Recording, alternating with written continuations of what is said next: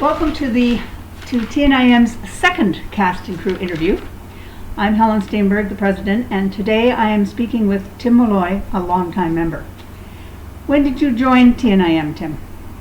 Well, let's see, we moved into the village about 43 years ago and met Arnold Connerty, who was doing the direction at that time, and we joined for the winter play of that year.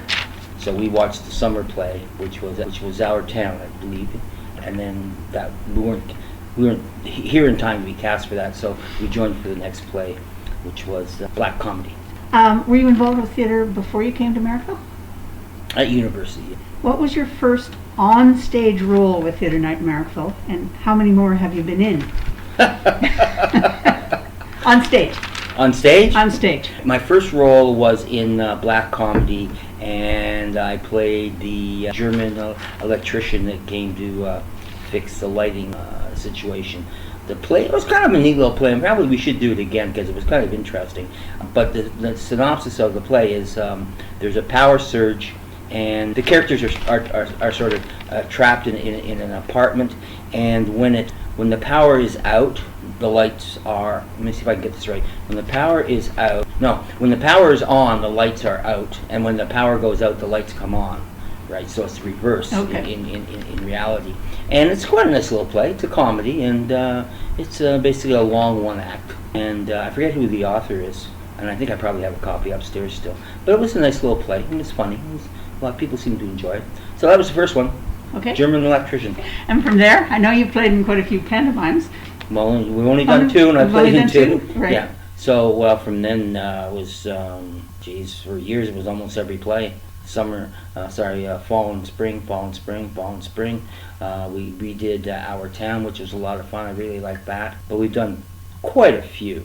I would say upwards to, if I say 30, I don't think that's exaggerating. Really? Yeah, I don't think so. Well, it's been a number of years since. Well, two plays a year, and sometimes exactly. 3. Yeah. And we've been here for 43 years, so I don't think that's exaggerating that we've done 30. Did you have a favorite role that you played on stage? Favorite role? Unfortunately, my memory is such that the more recent roles come to mind. You mentioned the pantomime. I did enjoy doing the pantomimes, and I never really was very good with remembering my names, like characters' names. Right. But the nice thing about the pantomime, you get to dress up as a woman and prance around and that type of thing. So they're kind of fun. After that, I think I would be hard pressed to say that anything that stood out overly. Although, again, I hate to go back to Our Town, but Our Town's such a brilliant play. It is a truly American classic, and Thornton Wilder did such a good job. So all the characters in that are really good. I think I did Mr. Webb and Sheila Cook. This is why we're doing these now. I was playing Cook and Jackson and trying to think, anyway, so she played my wife in that, and we did a brilliant play. And after that, it's hard to say if there's anything that stood out more than anything else. I just really enjoyed them. I enjoy the process.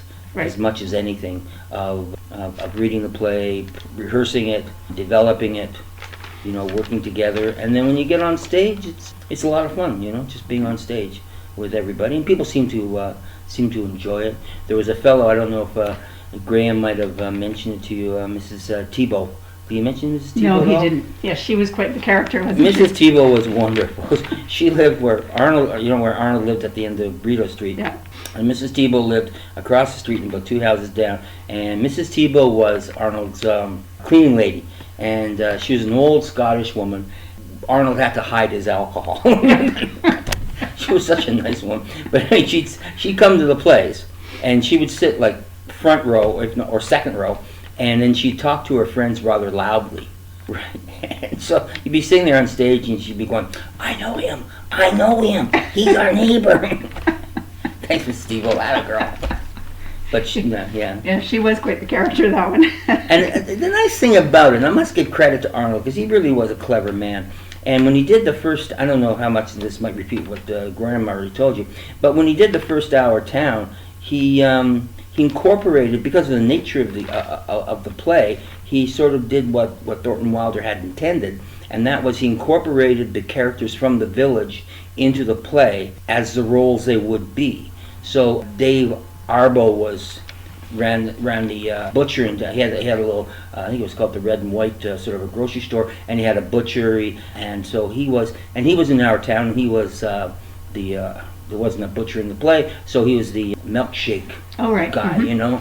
Right. And so everybody had their little parts that were somewhat respective of what they did in town, actually. So, that was the interesting thing about it, because he had so many people that would never have been on stage and probably never been on stage since. People just came out to see them, right? Because they were friends and neighbors, and you're going to be in a play? Sure, I'll come watch that, you know, and sit down and just enjoy it immensely. And so Arnold was very clever in how he incorporated the group into the town and got it, and got a good feeling for the town, and the town had a good feeling about the group. And it was quite a large cast, I believe, too, was it not? Our town, yeah, you could have as many as probably 20 easily, you know, depending how much you draw. If you got everybody had an individual piece, easily 20. Well, that was interesting. Other than acting, how else are you involved with Theatre Night in Marrickville? Well, I've directed, I've produced, less than anything else. I love the people that produce. I really do, because they do all the work behind the scenes and get everything on the board. On the other hand, I like directing. I like acting more top. But so I produced maybe one or two plays, so it seems probably rather selfish of me. I was president of the group for a while. You know, but same as everybody else. Everybody else kicks in, you know. You just, everybody does whatever has to be done. You show up on the Saturday we're putting it together, and you may be putting up bleachers, or you may be putting up sets, you know. Right. And you break and have pizza for a while, and then go back to work, and it's absolutely amazing. And it's too bad I don't know if you have any shots of some of our sets. I do. I have a clean hall halfway through, and perfect. Finished, whatever. Because it is absolutely amazing, the transformation of that hall when we put on a play. It is just absolutely fabulous. And we live in a town, Marrickville, that has quite an extensive artist collection. And so they come up and they help an awful lot. I mean, I forget what was the last one we did.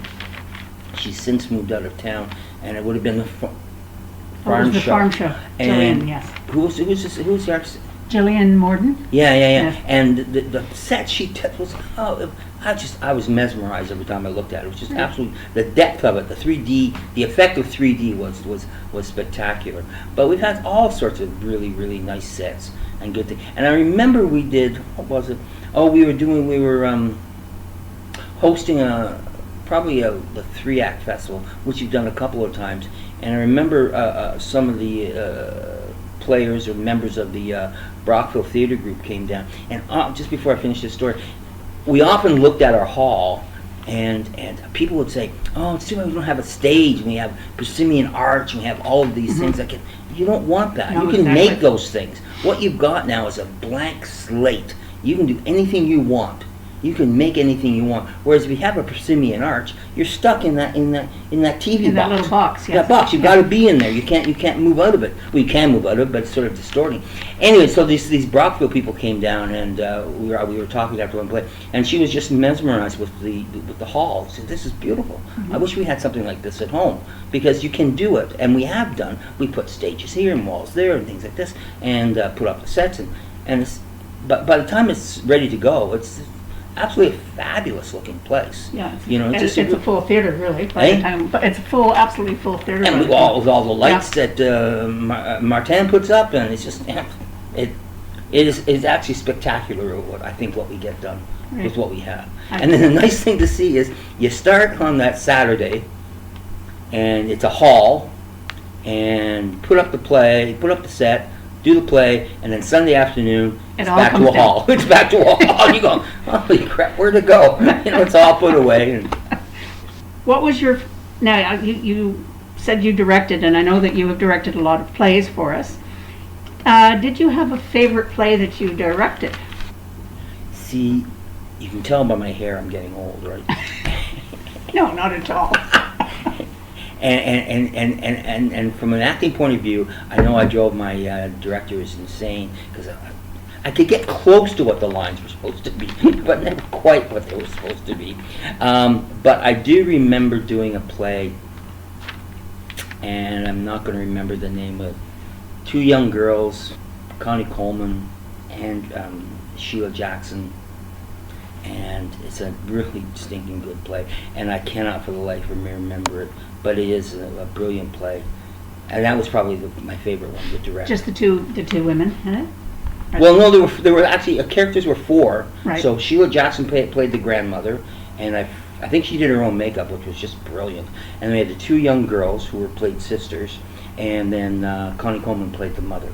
Oh. And it was just a really nice play. Unfortunately, I can remember the playwright's other plays, but I can't remember that one. Who was the playwright? Oh, don't ask me that. Oh, You ask me too many questions. Ask me too many specific questions. Unfortunately, I don't remember that one, so I can't help you. It was absolutely brilliant. And we did it. We did it twice. Because at one point, when Shirley was younger, she played one of the teenage. There was another teenage girl in it. All right. So there were actually five, and but that one was sort of a not quite a walk-on, but similar. She played that young lady, and with the rabbit, and it was a science project that she was presenting. So it was the skeleton of a rabbit that she presented, and sounds interesting. But maybe by the end of this, I'll remember the name of that one. Right. How many productions? Did I ask you this one? How many productions have you directed for TNIM? Many, I presume. Yeah, fair number. 10, 11, 12 maybe. What would you tell someone who is thinking of joining community theater? Well, to do it. And but why? Yeah, well, I'll get there. First of all, I guess the point about joining community theater is they often think, well, it's theater. I don't do theater, and in their head, what they've got is they're thinking about acting, right? Which is fair enough because that's what people see. But there's so much more going on behind the scenes. Behind the flats, up in the lighting booth. There's so many aspects to it that it will, you can get your creative juices involved in. Even if you don't want to be on stage, great, don't be on stage. But you can do that. You can do the lighting. You can do construction. You can do the props. You can do this. All of it is essential to the play itself, and it does exercise your creative juices. So. What would I say? I'd say, yeah, go ahead and do it. Just, join. Walk in, bring your hammer and bring your screwdriver and let's put the set together. Okay. Maybe you're a designer. Who knows? But you join and you find out where your niche is and work on it from there. And from my experience, Auto Little Theater, Merrickville, maybe that's it. I guess I'm thinking high school stuff. But everybody's pretty welcoming. They're not going to turn you away. They're going to say, yeah, get in here. Yeah, hold that flat up, would you? Okay. And it's just a really good time, and you get to meet a whole bunch of people. And maybe some of my fondest memories of doing the play are the parties on the Sunday after the set has been struck. Because everybody's there. And I'm thinking of one, I can't remember the lady's name now, but she lived in that apartment above, opposite where Weedmarks is, or where Drummond's is. Oh, right. Yes. Above was Howard's in the old days. Yeah, exactly, Howard's in the old days. And she had that apartment up there, and I'm telling you, it was a nice apartment, wasn't that big, but there must have been 30 people there. And it was just great. And there was potluck, and everybody sitting there and drinking and eating and laughing and... and inevitably when those parties happen, the lines start coming out, right? They start saying the lines from the play, even though they forgot them during the play. They remember them specifically in the parties. It might be something to do with the alcohol, but anyway, I don't know. But they're really good, and it's a very community and oriented group, and you get to meet a whole bunch of people, and then on top of that, a whole bunch of people get to see you, right? Yes. And it's not only so much they see you, but then they remember, and it's part of the cement, shall we say, that holds the community together. And people will come and the day after, or you're walking down the street and they'll make comments. I love the play. It was a great play. I didn't even. So many times, you think you as a group, you think you're doing everything to advertise, and yet people will tell you after a play they've seen it. I didn't even know we had a theater group. Well, how could you not know we had? And after all the work we did, how do you not know we have a theater group? But it happened, But anyway, so it's a strong element of the community, I think. Okay. And I think that's true everywhere, especially in small towns. You think of like Russell, the Russell group. Osgood is another one. Pardon? Osgood. Osgood, right, is yeah. another one. Kempville's got a good group. Smith Falls has got a good group. They're all nice, strong elements of the village's society, and it's important. Right. Well, thank you, Tim. That was great.